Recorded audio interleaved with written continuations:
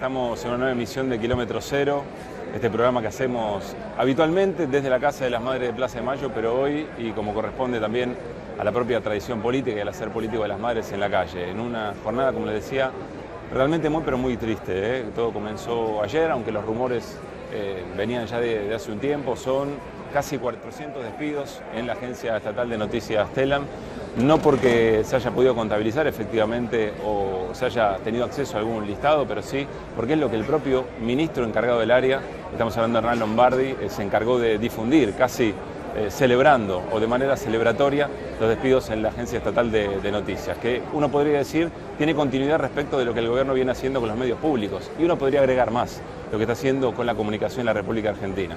Aquí acaba de terminar una asamblea de trabajadores de la agencia y han resuelto hacer una movilización que va a comenzar seguramente en minutos hacia el Centro Cultural Kirchner, pero vamos a meternos con más detalles en una breve charla con Esteban Giachero. Él es uno de los delegados de CIPREVA, miembro de la comisión interna aquí de Telam. Esteban, ¿cómo anda? Bueno, acá estamos, gracias. Acá estamos.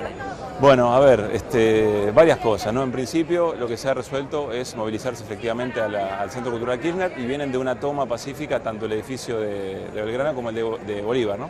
Sí, así es. Una vez que tomamos conocimiento de los primeros telegramas, nos autoconvocamos en la asamblea, habíamos acordado eso en la anterior. Nosotros venimos denunciando esta situación hace 15 días. De ningún ministerio, de ninguna parte del gobierno que depende de Telam nos han desmentido. Desgraciadamente comprobamos que teníamos razón en lo que decíamos, que se venía un ajuste brutal en la agencia, una reducción casi a la mitad de la planta administrativa y la planta periodística. Por eso en el día de ayer decidimos un paro general hasta el día de hoy, que lo volvimos a ratificar en la asamblea, y como vos bien decís, la toma de los dos edificios para cuidar nuestro patrimonio, que en sí es el patrimonio de todos los argentinos. Es la Agencia Nacional de Noticias, un medio público como lo son Radio Nacional y la TV Pública. ¿Contacto con las autoridades de la agencia o bien con el propio Lombardi han tenido? Las autoridades de la agencia se fugaron, dejaron todo, no se llevaron nada, ni las cosas que deben tener en los lockers. Se fueron directamente. Ahora por eso mismo pretendemos movilizar al CCK, a ver si podemos reunirnos con Lombardi, tanto que pregona el diálogo. Nosotros queremos dialogar, queremos preguntarle cara a cara por qué despide a 354 compañeros, queremos preguntarle cuáles son los motivos, si él cree que mayor periodismo, mayor pluralidad de voces, que se escuchen todos y todas como él plantea, se hace con menos periodistas. Nosotros creemos que es al revés. A ver, quiero preguntarte en términos políticos, ¿cómo evalúan ustedes el modo en que efectivamente esto se lleva adelante? Ya el qué, digamos, los despidos es una acción que habla por sí misma, pero hay, decía yo en la presentación, como una actitud celebratoria de algo que significa una enorme cantidad de dramas para cada una de las familias que implica un despido, y después lo que significa respecto de los medios en la República Argentina. Pero se habló de triunfo del periodismo, triunfo de la ciudadanía, una agencia del futuro, o el futuro que efectivamente tiene la agencia. ¿Cómo interpretan políticamente esa postura, y cuál creen ustedes que es el plan de fondo que hay para los medios públicos en general, para la agencia en particular? No, vale recordar lo que vos decías, son 354 compañeros y compañeras despedidas, que son familias, digamos, que se quedan sin su sustento. La verdad que celebrar eso a partir de que es una supuesta nueva agencia, no sé qué nuevo periodismo habla, el nuevo periodismo, la nueva agencia, las nuevas tecnologías se han incorporado con la anterior gestión y con esta. Nosotros hemos sido críticos de cualquier gestión en cuanto no haya habido pluralidad de voces, en cuanto no haya habido algún sector que quería hablar y no ha podido hablar. De los trabajadores siempre hemos pregonado eso. La actitud celebrativa del gobierno es propia de un gobierno que queda bajo el mandato del FMI, bajo el mandato del ajuste, bajo el mandato de achicar todos los estamentos del Estado porque supuestamente sobra gente. Para nosotros lo que falta son trabajadores. De hecho, acá hubo noticias que no se cubrieron o se cubrieron mal, como por ejemplo el último recital del Indio Solarino Olavarría, donde se dio la fatídica cifra de 7 muertos. Desgraciadamente hubo muertos, eran 2, pero no es lo mismo. Hubo gente que se mató en la ruta yendo a ver a sus familiares. Pousá mintió en una radio hace poco diciendo que él no era presidente cuando murió Fidel Castro. La nota del cable salió en la agencia 7 horas después por no tener personal de madrugada. Es una agencia nacional de noticias. Pousá dijo que venía a ser la BBC. La BBC, le informo, tiene 55.000 empleados contando todos los colaboradores. La agencia EFE tiene más de 6.000.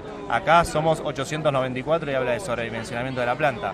Nosotros le recordamos que la pauta publicitaria también la manejaba Telam. Digo manejaba porque Marcos Peña la fugó para allá, y hoy el propio gobierno es quien pauta y quien se autocontrola. Nosotros teníamos una función de contralor de controlar dónde se pautaba y que efectivamente se cobrara esa pauta. Hoy eso lo hace a discreción Marcos Peña, Greco y el propio Lombardi. Confío, Esteban, más que confío, suscribo las razones de fondo por las cuales esto está ocurriendo en un contexto de despidos en general, de ajuste como política pública. Pero de todas maneras me gustaría que le demos algún argumento a todos aquellos que pueden llegar a creer que efectivamente hubo un sobredimensionamiento de la planta o que en realidad la gestión anterior, digamos, se incorporó por distintas razones por fuera del ejercicio periodístico o del propio trabajo de la agencia, la incorporación, digamos, de trabajadores y trabajadoras. ¿Qué se dice frente a eso? Se incorporó gente, se incorporó, creció la agencia, creció por supuesto y estamos orgullosos que la agencia haya crecido. ¿Por qué creció? Porque se incorporaron nuevas áreas. La agencia no tenía un portal para que consuma el público y no, digamos, los mayoristas de medios como somos nosotros que vendemos nuestro servicio a abonados del interior y el exterior. Hay un portal que pueden acceder, cualquier persona del público puede acceder a informarse como lo hace con la mayoría de los portales de noticias. Ha abierto un sector audiovisual en el cual me toca trabajar, soy editor de video ahí, lo cual requiere camarógrafos, cronistas, editores, archiveros, gente de técnica y demás. Por supuesto que eso se hace con puestos de trabajo, con gente de carne y hueso que ocupa esos lugares de trabajo, pero por supuesto bajo los convenios colectivos que nos rigen. También se abrió un área de radio que informa y abastece un servicio periodístico informativo a todo el país con boletines cada media hora. También se ha ampliado el área de fotografía y lo ha hecho en todas las corresponsalías, que son 24 a nivel nacional y tenemos otras 6 a nivel internacional. Y por supuesto también hemos incrementado la producción de cables en un sentido de multiplataforma, pero respetando por supuesto los convenios colectivos y la tarea que cada uno hace. La agencia creció, sí creció, esta gestión ha incorporado gente, la ha incorporado, son compañeros y compañeras que hoy están acá parando junto con nosotros porque son trabajadores de prensa que necesitan esa fuente de trabajo y que la propia gestión ha ocupado esas vacantes seleccionando a compañeros para trabajar. Bueno, la agencia crece, nosotros queremos que siga creciendo y no que se achique como la están achicando. Esteban, lo último, van a movilizarse al Centro Cultural Kirchner y allí eventualmente esperar una posibilidad de diálogo. Si no, habrá otra asamblea y así se seguirán decidiendo, digamos. En principio vamos a movilizarnos, seguramente allí decidiremos cuánto va a ser la permanencia, qué acción tomaremos y demás, y por supuesto que entre hoy a la noche y mañana realizaremos una nueva asamblea. Básicamente estamos acá de manera permanente en el edificio. Bueno, Esteban, mucha fuerza, ¿eh? Gracias a ustedes, gracias a las madres por el espacio. Gracias. Bueno, Esteban Giachero, charlando con nosotros, uno de los delegados de CIPREVA, del Sindicato de Prensa de Buenos Aires y además integrante de la comisión interna. Hay enorme cantidad de cosas para decir respecto a lo que todo esto significa, mientras todavía se están organizando trabajadores y trabajadoras para marchar al Centro Cultural Kirchner. A mí me gustaría decir sencillamente, antes de charlar con nuestro invitado de hoy, que es Roberto Pianelli, el secretario general de los metrodelegados, me gustaría decirles que hay evidentemente que reflexionar respecto de las tempestades, que muy pronto, así funciona esto, que muy pronto el gobierno, más temprano que tarde, va a cosechar. Porque efectivamente aquí hay distintos tipos de violencias que no pueden pasar inadvertidas. Es violencia el despido, es violencia el modo en que efectivamente se realizan esos despidos, aunque ya con el despido alcanzarían. Es violencia, efectivamente, también. Es violencia también todo lo que tiene que ver con la decisión política que ha tomado el propio gobierno para con la comunicación en la República Argentina, que buscaba ser más democrática, que seguramente tenía muchas cosas para modificar y para mejorar, pero esta es la situación hoy. Desde el propio minuto 1, el gobierno, a través de decreto de necesidad de urgencia, torpedió todo lo que tiene que ver con la comunicación y con la Ley de Servicio de Comunicación Audiovisual. Lo que está pasando aquí es, bueno, finalmente los trabajadores y trabajadoras de TELAM se están organizando para movilizar al Centro Cultural Kirchner, lo que recién comentaba Esteban Giachero. Nosotros en minutito nada más vamos a charlar con Roberto Pianelli, porque venimos de una semana de un paro general muy importante, porque en la República Argentina me parece que cada vez queda más claro que el gobierno ajustará todo lo que pueda y el único límite que encontrará es la propia resistencia de los ajustados, es la resistencia de los trabajadores. Y veremos qué responsabilidad le cabe también a los trabajadores en ese sentido, si efectivamente están dispuestos a lograr una unidad en la propia acción o serán sus propias divisiones internas o la propia burocracia sindical la que le ponga quizá algún límite a esa misma resistencia. Estamos aquí con María Laura, que es otra de las delegadas de CIPREVA. ¿Cómo te va, María Laura? Bueno, ¿cómo te va? Una manera de decir. Bueno, ¿están ya para salir para el Centro Cultural Kirchner? Estamos ya para salir al Centro Cultural Kirchner a exigirle al ministro Hernán Lombardi que reciba las 2 comisiones internas del Sindicato de Prensa de Buenos Aires y del Sindicato de Trabajadores de Prensa de la agencia TELAM. Recién con Esteban Giaquiero pudimos hacer un balance político, si vos querés, de todo lo que se está viviendo, pero ¿qué le pasa en términos humanos? Que si alguien hubiera estado, de los que nos están viendo y escuchando, hubiera estado en las últimas horas aquí en la agencia, ¿con qué panorama se hubiera encontrado? ¿Cómo fue repercutiendo la llegada de los telegramas y esos mails que decían al revés, ¿no? Que eran parte del futuro de la Exactamente, agencia? lo que vivimos ayer fue una situación inédita, por lo que tengo entendido, he hablado con distintos gremios, no vivieron nunca esta situación de que al mismo tiempo de que nuestros compañeros recibían los telegramas, a otros compañeros les llegaba el mail de bienvenida a la nueva TELAM. Bienvenido al tren fantasma, decimos nosotros, porque la agencia ha quedado desmantelada, ha quedado vaciada en un 40% de su planta total de trabajadores. Imagínate lo que significaba para un compañero del mismo escritorio, la misma redacción, de la misma sección. Uno estaba llorando y el otro a su vez también lloraba porque había recibido el mail de que él se quedaba, con lo cual vivimos momentos de muchísima tristeza, lloramos todo lo que teníamos que llorar ayer. Y hoy ya estamos recompuestos, fuertes y, como ya te dije, organizados para seguir peleando hasta que reincorporen a cada uno de nuestros compañeros. Hay trabajadores y trabajadoras de distintas áreas, con distintas antigüedades, y no hay un criterio en ese sentido que pueda ser explicado de alguna manera dentro de todo esto. No. Efectivamente, si bien en el comunicado que sacó tanto el directorio de TELAM como Hernán Lombardi, ellos plantean que hay un crecimiento de la planta y que los despedidos son todos los que entraron en las últimas gestiones anteriores. Eso es falaz, es mentira. Lo que ha sucedido es que han despedido compañeros de 35 años de antigüedad, de 30 años, 22 años. Hay un tuit que se hizo muy famoso, un compañero nuestro, que hablaba de que mientras su hijo lloraba por el gol de Marcos Rojo, él lloraba porque no podía decirles que había sido despedido luego de 22 años de servicio a esta agencia de noticias, ¿no?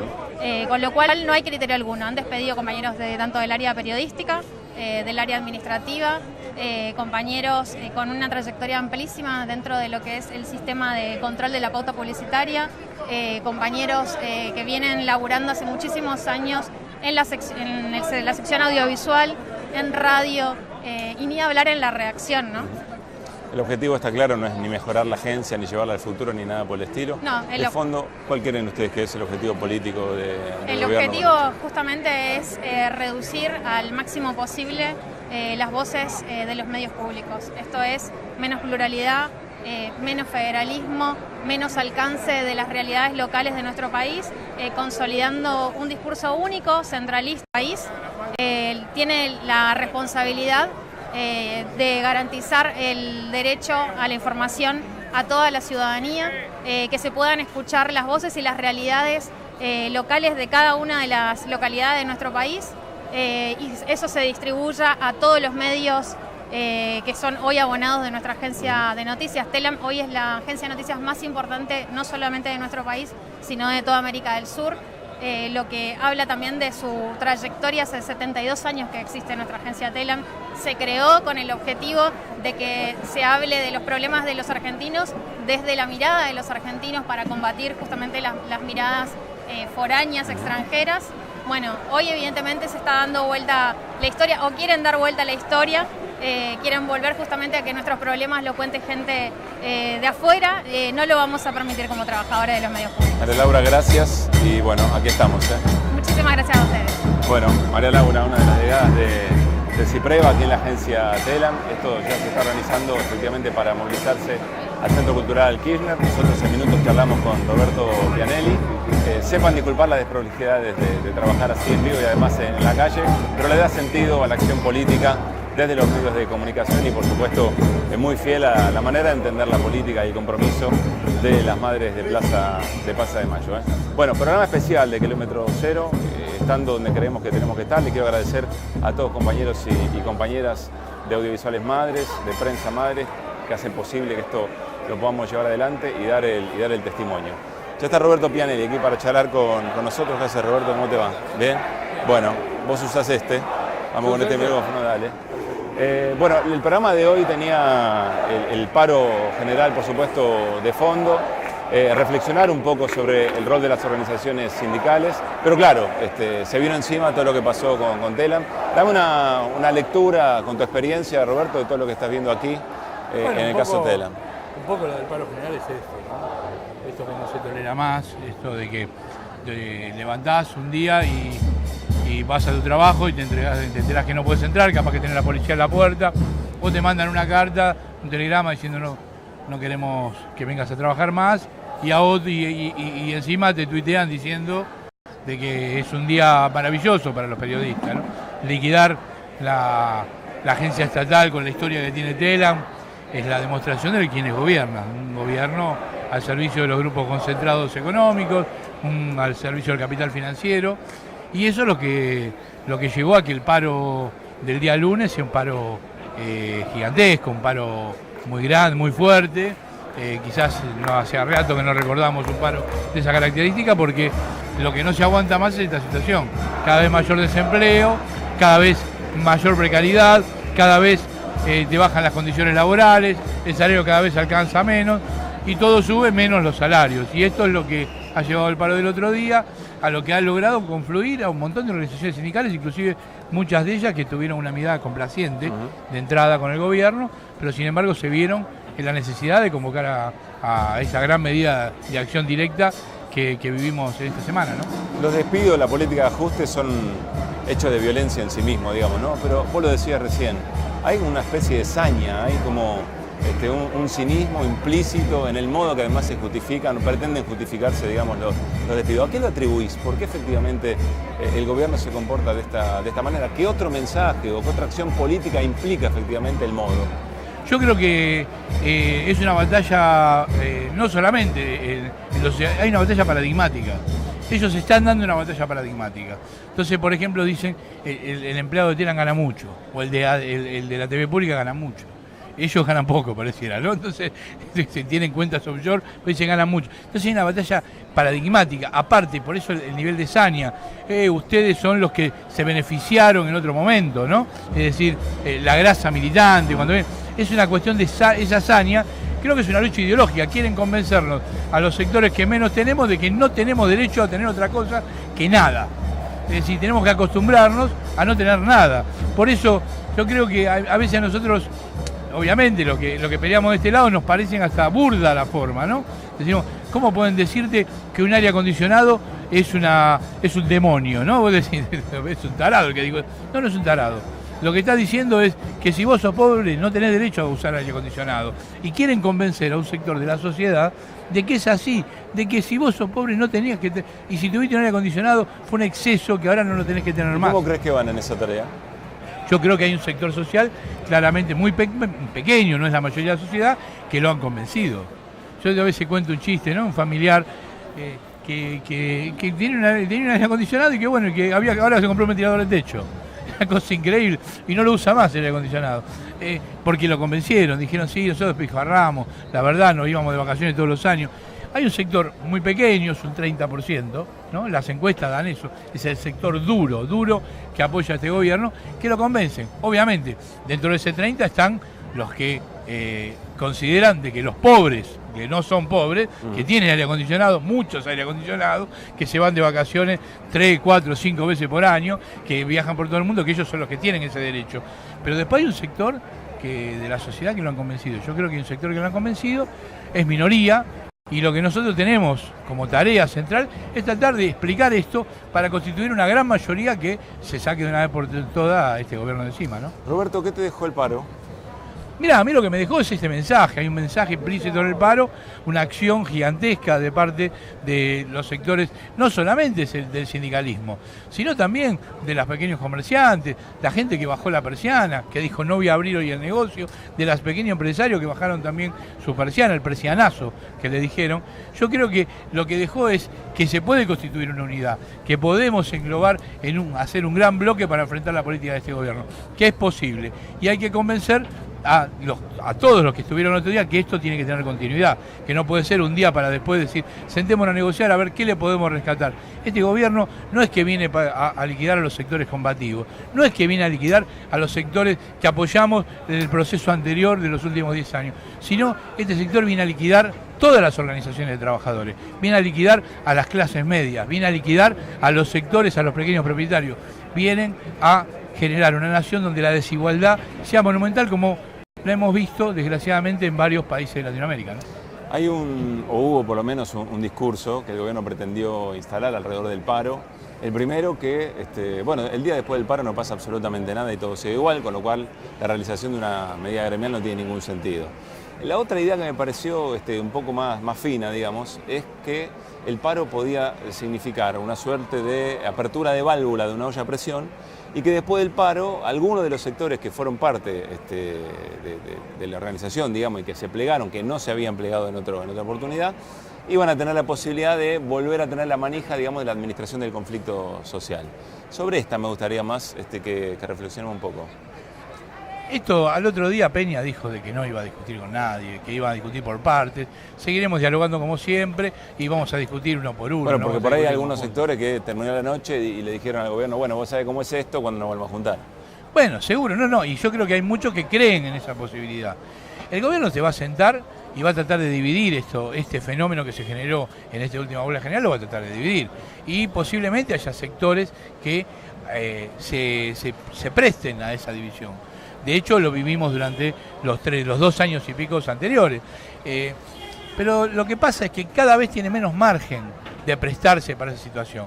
Digo, esta huelga general era pedida masivamente. Acá hubo dirigentes sindicales que en algún momento fueron ovacionados para decirles cuándo poner la fecha y tuvieron que irse corriendo del escenario en el cual ellos habían convocado sí.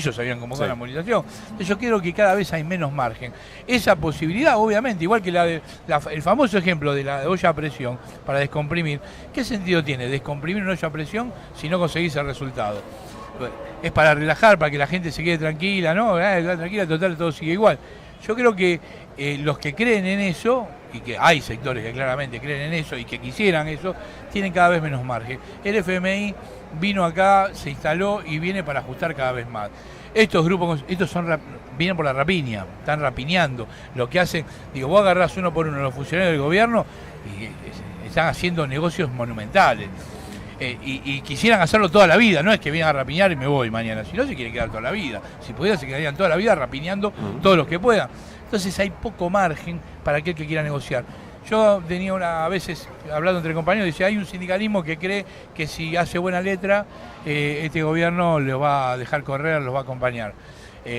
Yo no creo que este gobierno venga solamente por el sindicalismo combativo, viene por toda la estructura sindical argentina, que fue la que permitió desde el año 45 hasta esta parte tener convenios colectivos de trabajo, tener vacaciones, tener conquistas.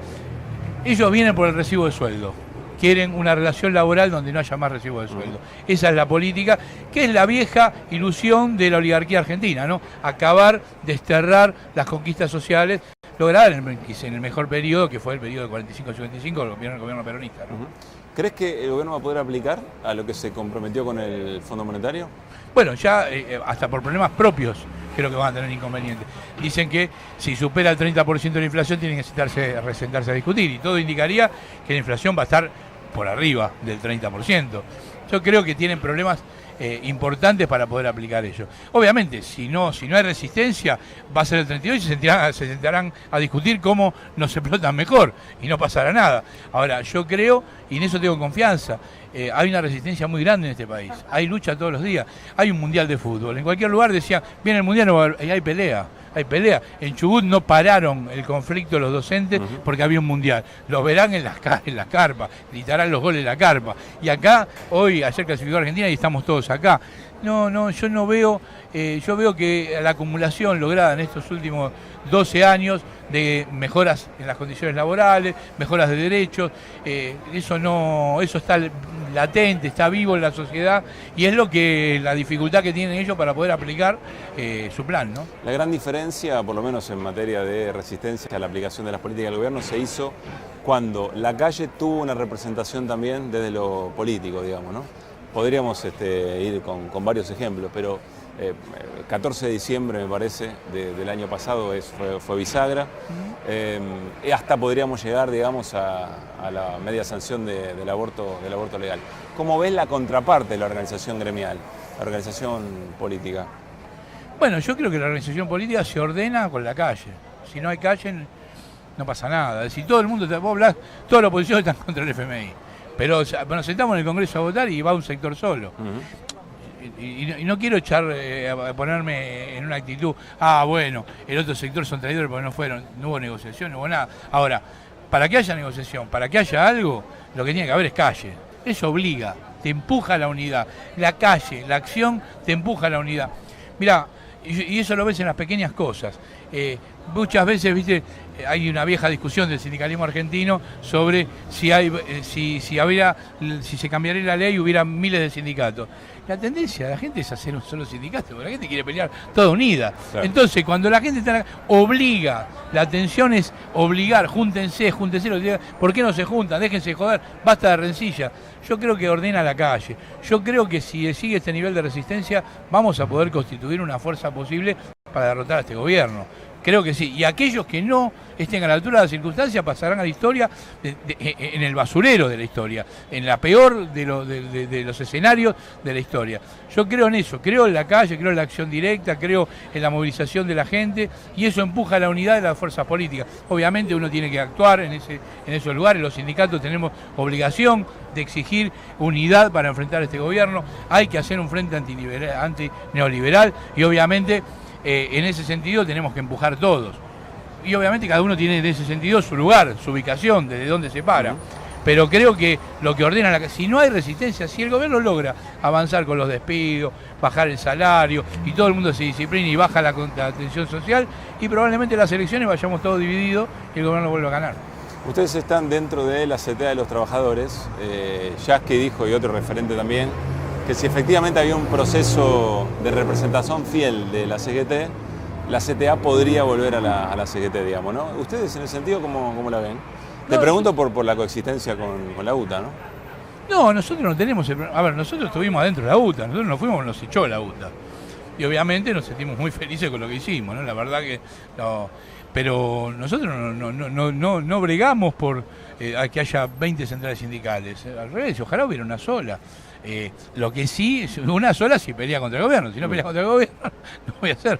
La CTA surge. Nosotros no nacimos en la CTA. Entramos cuando nos fuimos de la UTA. Pero la verdad es que nosotros, hasta antes de eso, la historia de la CTA fue la historia de cuando hubo una CGT que fue cómplice del neoliberalismo, cuando se fracturó y empezaron a haber sectores combativos, empezó con el Congreso de Trabajadores, hubo sectores que hicieron el MTA y confluyeron en la calle, y por eso se hizo una central nueva, no porque teníamos ganas. La gran mayoría de los que están en la CTA fueron antes de la CGT.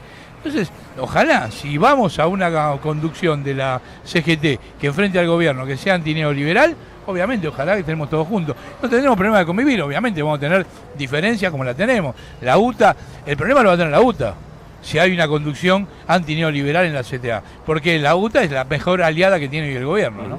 ¿Cómo pensás los meses que vienen, la segunda parte de este año? Con mucha conflictividad. Yo pienso que va a haber mucha conflictividad. Ahora van a buscar válvula de escape, lo que vos decías. Bueno, renegociemos un 5 o 6% más.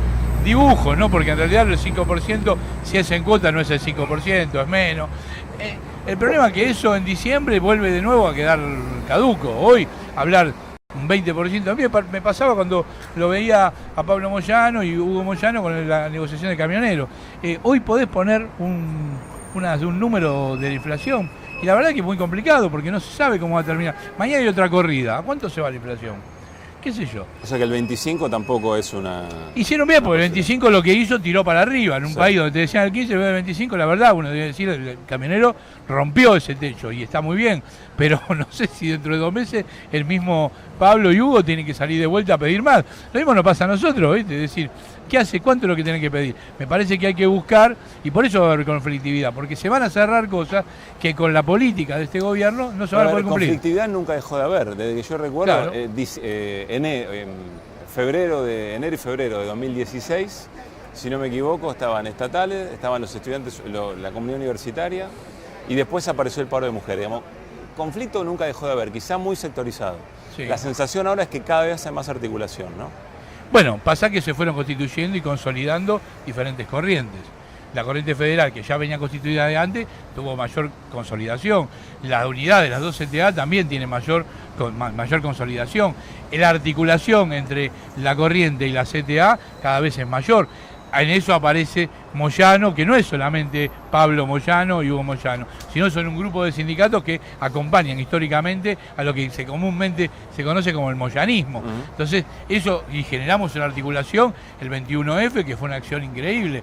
Bueno, y así seguimos continuando. Después se articulan también las multisectoriales, y pudimos hacer el 25 de mayo, ahora se va a hacer el 9 de julio, posiblemente cada vez sean más masivas. Y también, obviamente, creo que el fenómeno del feminismo, el fenómeno de las movilizaciones a favor de la despenalización del aborto, también tienen que ver con eso. Hay mayor confluencia, mayor unidad, hay una tendencia a la unidad. Una compañera decía hace unos tiempos atrás, unidos pero no revolcado, no tan mezclado, ¿no? Y el otro día, con una alegría, la escuché decir, unido, bueno, y medio revolcado también, porque el enemigo es tan fuerte que vos necesitas unirte no con lo que coincidís, sino con lo que no coincidís. Esta es la verdad. También, obviamente uno tiene una mirada y tiene críticas, ¿no? Pero hoy pasa a un lugar secundario. Creo que lo que hay que buscar es la unidad para enfrentar a este gobierno. Este gobierno es enemigo en serio de todos los sectores populares. Última, Roberto, y gracias, ¿no? En una jornada especial y una locación bastante especial. Te quiero preguntar por la unidad política, pero en este sentido, da la sensación que si la situación efectivamente se vuelve cada vez más conflictiva, el gobierno va a tener más posibilidades de contactar con un sector de la política de distintos partidos, pero en general hay una expresión del peronismo conservador, digamos, que suele aparecer como garante del orden, como garante de la institucionalidad y sobre todo si vos tenés muy fresca todavía la mirada del 2001, digamos, ¿no? ¿Crees que ese es un riesgo serio? ¿Cómo te parece que se tiene que ir dando la construcción de lo que en el 2019 puede ofrecerle a la ciudadanía una alternativa real al modelo? Yo creo que hay muchos sectores del peronismo que miran... Primero, hay un sector del peronismo que está con el gobierno, que está dentro del PRO, que se asimiló al PRO. Podemos decir que hicieron campaña y que son funcionarios del PRO. Hay otros que ayudaron a gobernar el PRO. El peronismo da para un montón de cosas.